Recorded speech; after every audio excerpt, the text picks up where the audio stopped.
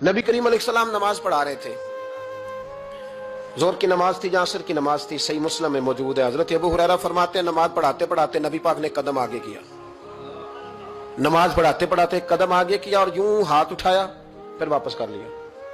अब नमाज पढ़ के ना तो सलाम फेरा तो सहाबा अर्ज करने लगे या रसूल अल्लाह सल्लल्लाहु अलैहि वसल्लम, वो नमाज में पैर भी आगे किया तो हाथ भी उठाया, तो वजह क्या थी? पहला सवाल तो यह है कि आप लोग नमाज पढ़ रहे थे या हुजूर को देख रहे थे? तो सहाबा तो पहले ही बताते हैं कि भाई हम तो पहली साफ में नमाज इसलिए पढ़ते थे कि नमाज भी होती रहती थी और चुपके चुपके महबूब की दीद भी होती रहती थी। हुजूर से पूछा या रसूल अल्लाह, वो नमाज पढ़ते पढ़ते कदम आगे बढ़ाया आपने तो फिर पीछे कर लिया, क्या था? और हाथ उठाया तो फिर आपने नीचे कर लिया। तो नबी करीम फरमाने लगे नमाज पढ़ाते पढ़ाते जब मैंने कहा ना समी अल्लाहु लिमन हमीदा, अचानक मेरी नजर उठी तो जन्नत में चली गई।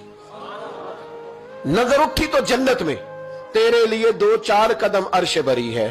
तो महबूब फरमाते हैं जब मेरी ऊपर नजर गई ना तो मैंने देखा कि अंगूरों का एक खोशा लटक रहा है जन्नत में। तो मैंने हाथ बढ़ाया कि तोड़ लूं। हुजूर खड़े हैं मस्जिद नबवी में और फरमाते हैं कि मैं यहां खड़े होकर हाथ ऊंचा करूं तो मेरा जन्नत तक पहुंच जाता है।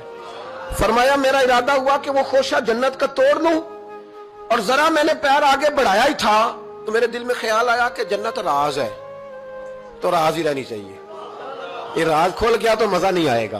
तो मैंने फिर वो हाथ वापस कर लिया। सहाबा कहते हैं जब नबी करीम ने ये बयान किया तो हमारे चेहरे न तजस्सुस से खेल उठे, तजस्सुस से। हम कोई बात और भी सुनना चाहते थे। तो महबूब फरमाने लगे अगर मैं वो खोशा तोड़ के ले आता और तुम्हें दे देता तुम कयामत तक भी खाते रहते तो तुमसे खत्म नहीं होना था।